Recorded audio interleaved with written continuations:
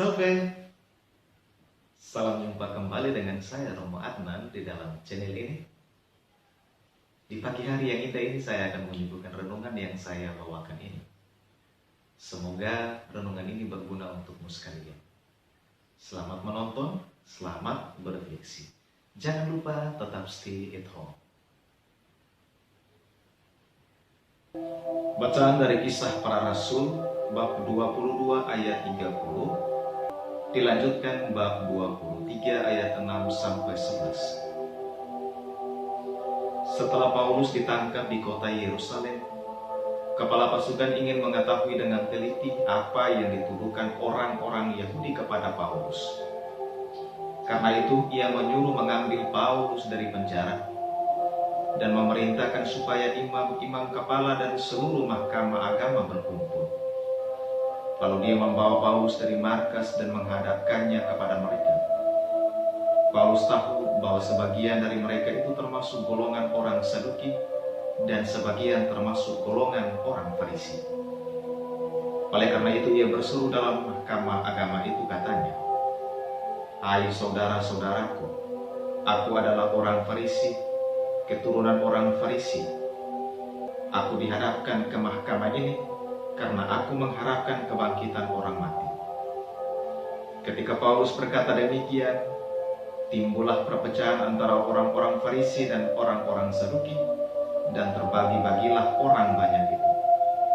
Sebab orang-orang Saduki mengatakan bahwa tidak ada kebangkitan dan tidak ada malaikat atau roh, tetapi orang-orang Farisi mengakui kedua-duanya.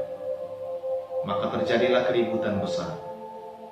Beberapa ahli Taurat dari golongan Farisi tampil ke depan dan membantah dengan keras, katanya, "Kami sama sekali tidak menemukan sesuatu yang salah pada orang ini. Barangkali ada roh atau malaikat yang telah berbicara kepadanya." Maka terjadilah perpecahan besar, sehingga kepala pasukan takut kalau mereka akan mengoyak-ngoyak Paulus. Karena itu ia memerintahkan pasukan supaya turun ke bawah dan mengambil Paulus dari tengah-tengah mereka lalu membawanya ke markas. Pada malam berikutnya Tuhan datang berdiri di sisi Paulus dan berkata kepadanya, "Kuatkanlah hatimu, sebab sebagaimana engkau dengan berani telah bersaksi tentang aku di Yerusalem, demikian jugalah hendaknya engkau pergi bersaksi di Roma." Demikianlah sabda Tuhan. Syukur kepada Allah. Tuhan sertamu dan sertamu juga. Inilah Injil Yesus Kristus menurut Yohanes. Dimuliakanlah Tuhan.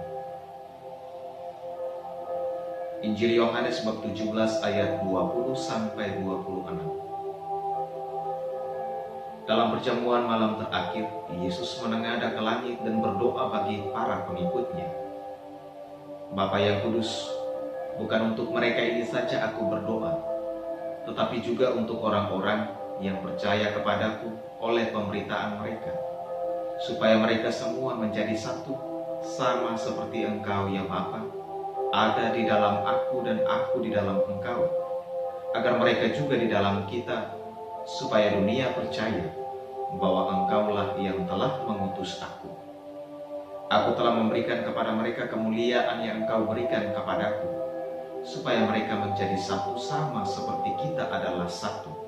Aku di dalam mereka dan Engkau di dalam aku, supaya mereka sempurna menjadi satu, agar dunia tahu bahwa Engkau yang telah mengutus aku dan bahwa Engkau mengasihi mereka sama seperti Engkau mengasihi aku. Ya Bapa, aku mau supaya dimanapun aku berada, mereka juga berada bersama-sama dengan aku, yakni mereka yang telah Engkau berikan kepadaku, agar mereka memandang kemuliaanku yang telah Engkau berikan kepadaku, sebab Engkau telah mengasihi aku sebelum dunia dijadikan. Ya Bapa yang adil, memang dunia tidak mengenal Engkau, tetapi aku mengenal Engkau, dan mereka ini tahu bahwa Engkaulah yang telah mengutus aku, dan aku telah memberitahukan namamu kepada mereka, dan aku akan memberitahukannya, supaya kasih yang Engkau berikan kepadaku ada di dalam mereka, dan aku di dalam mereka. Demikianlah Injil Tuhan. Terpujilah Kristus.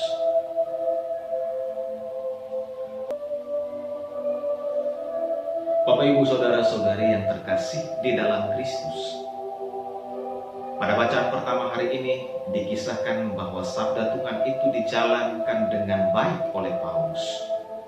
Ketika Paulus ditangkap dan dihadapkan di muka mahkamah agama, Paulus mewartakan Injil dengan menekankan soal kebangkitan Yesus. Paulus tahu bahwa para anggota sidang terdiri atas orang-orang Saduki yang tidak percaya pada kebangkitan dan orang-orang Farisi yang percaya pada kebangkitan. Dengan pernyataannya mengenai kebangkitan Yesus itu, Paulus memecah sidang sehingga dalam sidang terjadi keributan dan bahkan perpecahan besar. Akibatnya Paulus diselamatkan pasukan Romawi dari keributan di mahkamah agama itu. Paulus bukan pribadi penakut, tetapi pribadi yang sangat berani, dan Tuhan tahu akan hal ini. Karena itu Tuhan mendorong Paulus untuk kuatkan hati dan memintanya untuk mewartakan Injil di Roma. Tetapi perlu kita ketahui bahwa keberhasilan karya perutusan Paulus bukanlah pertama-tama karena kehebatan dan kecerdasannya, melainkan karena jaminan dari Tuhan sendiri. Dalam Injil hari ini Tuhan Yesus mendoakan kita orang percaya yang telah diutusnya. Doa Tuhan Yesus itu menjadi jaminan dan kekuatan bagi kita dalam tugas perutusan kita. Tuhan Yesus mendoakan kita supaya kita menjadi satu. Doa Tuhan Yesus mencakup setiap orang yang percaya kepadanya oleh pemberitaan para rasul sampai saat ini, serta setiap orang yang akan percaya kepadanya oleh pemberitaan para rasul. Tuhan Yesus mendoakan semua kita yang percaya oleh karena pemberitaan murid-murid yang semula, suatu pemberitaan yang masa kini diberitakan ulang di setiap negara. Tuhan Yesus ingin agar Yahudi dan bukan Yahudi disatukan di dalam dirinya dan tidak dipisahkan dengan segala peraturan dan adat. Tuhan Yesus ingin agar tidak ada lagi perbedaan antara orang Yahudi atau orang Yunani. Tidak ada hamba atau orang merdeka. Tidak ada laki-laki atau perempuan. Karena kita semua adalah satu di dalam Kristus Yesus. Kesatuan yang didoakan Yesus bukanlah kesatuan organisasi, tetapi kesatuan rohani yang berlandaskan hidup di dalam Kristus, mengenal dan mengalami kasih Allah dan persekutuan Kristus, pengudusan dalam kebenaran, menerima dan mempercayai kebenaran firman Allah, ketaatan kepada firman, dan keinginan untuk membawa keselamatan kepada yang hilang. Bila mana salah satu dari faktor ini tidak ada, maka kesatuan yang didoakan oleh Yesus tidak mungkin ada. Tuhan Yesus tidak berdoa supaya para pengikutnya, kita orang percaya, menjadi satu, tetapi agar kita satu adanya. Artinya, terus-menerus bersatu. Kesatuan yang berlandaskan kesamaan hubungan kepada Bapa dan Putra, dan karena memiliki sikap yang sama terhadap dunia, firman Allah, dan perlunya menjangkau mereka yang hilang. Tuhan Yesus mendoakan kesatuan hati, tujuan, pikiran, dan kehendak di dalam orang-orang yang mengabdi sungguh-sungguh kepada Kristus, firman Allah, dan kesucian. Tuhan Yesus juga mengembangkan tema kesaksian dan iman yang merupakan tujuan kesatuan itu. Tuhan Yesus ingin agar persatuan kita menampakkan kepada dunia bahwa Dia benar-benar diutus oleh Allah Bapa, dan Dia hanya melakukan apa yang Dia lihat Allah Bapa lakukan. Tuhan Yesus menyatakan kepada Bapa bahwa Ia telah memberikan kepada kita kemuliaan. Kemuliaan yang dimaksud di sini adalah kemuliaan yang terdapat dalam kerendahan hati dan ketaatan pada panggilan yaitu panggilan Tuhan Yesus pada kayu salib, dan panggilan kita masing-masing pada tugas yang diberikan kepada kita masing-masing oleh Tuhan. Jika kita setia pada panggilan masing-masing, yaitu panggilan supaya melayani sesuai dengan kehendak Allah dalam segala kerendahan hati, maka kita berhasil menjadi satu. Kemuliaan yang diterima oleh kita harus diterima melalui iman dalam kematian dan kebangkitan Tuhan kita Yesus Kristus. Dan kita menyatakan kemuliaan itu melalui kerendahan hati dan penderitaan. Tuhan Yesus menginginkan kesatuan antara Dia dan Allah Bapa, memungkinkan kesatuan semua umat Allah. Kesatuan antara Tuhan Yesus dan Allah Bapa adalah bahwa Tuhan Yesus berhasil di kayu salib, yaitu tugas yang diberikan kepadanya oleh Allah Bapa. Kesatuan yang sempurna itu menghasilkan keyakinan di hati orang yang belum percaya, yaitu dunia, bahwa Allah mengutus Tuhan Yesus. Namun lebih dari itu, dunia dapat mengetahui bahwa Allah Bapa mengasihi kita sama seperti Dia mengasihi Tuhan Yesus. Alangkah indahnya jika kita sendiri mengetahui bahwa Allah Bapa mengasihi kita sama seperti Dia mengasihi Tuhan Yesus. Lebih-lebih jika dunia tahu akan hal ini.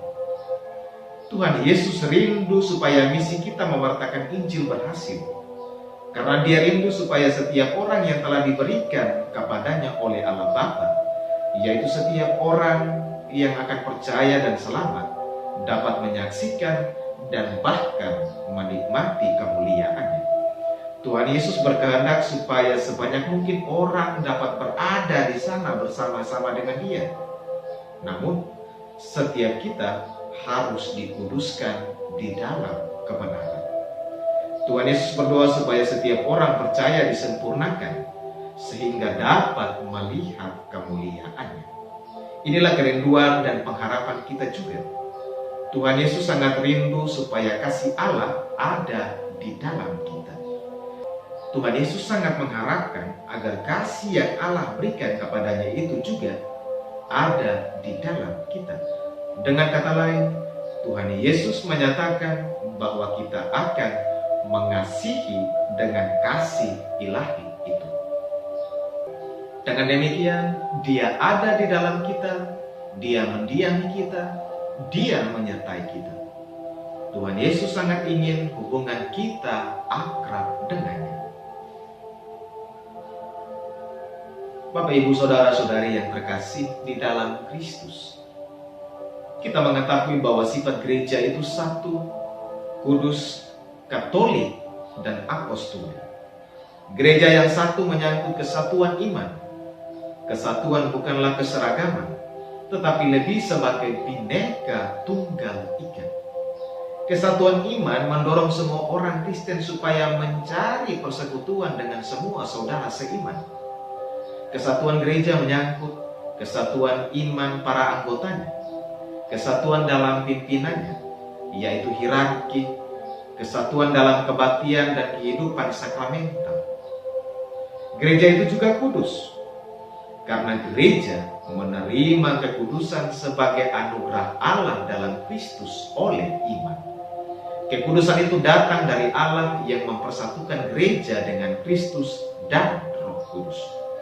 Gereja yang katolik artinya gereja yang bersifat universal, terbuka untuk umum, terbuka terhadap semua orang, suku, golongan, dan sebagainya.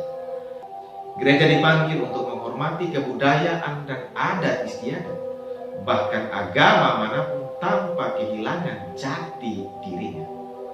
Orang Katolik diharapkan berjuang untuk kepentingan, kesejahteraan umum, memajukan nilai-nilai luhur, dan memperjuangkan satu dunia yang lebih baik untuk seluruh umat manusia.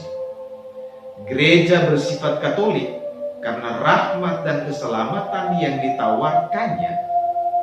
Iman dan ajaran gereja yang bersifat umum dapat diterima dan dihayati oleh siapapun. Gereja yang apostolik berarti gereja yang berasal dari para rasul dan berpegang teguh pada kesaksian iman mereka yang mengalami secara dekat peristiwa Yesus.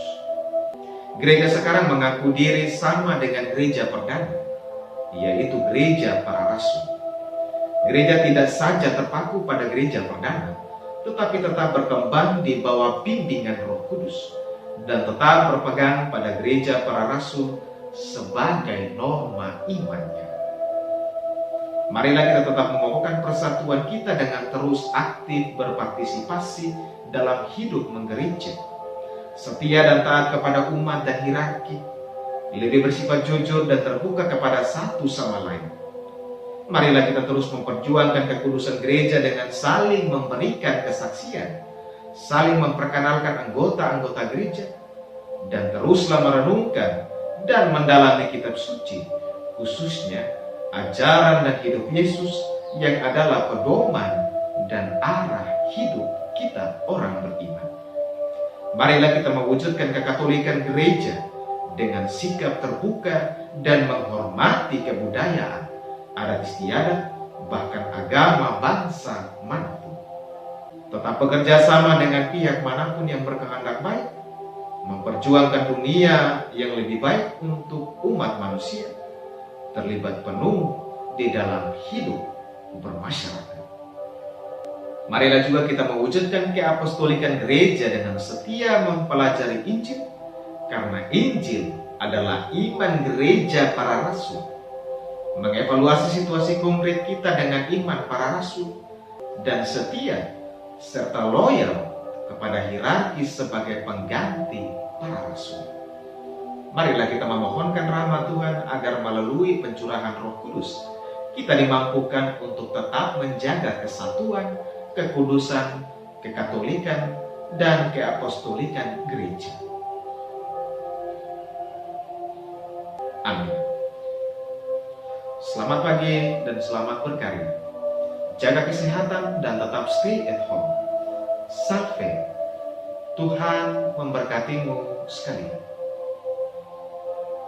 Bapak, Ibu, Saudara-saudari yang terkasih, jika suka dengan video ini silahkan like, komen, subscribe, dan bagikan juga dengan teman-teman kalian.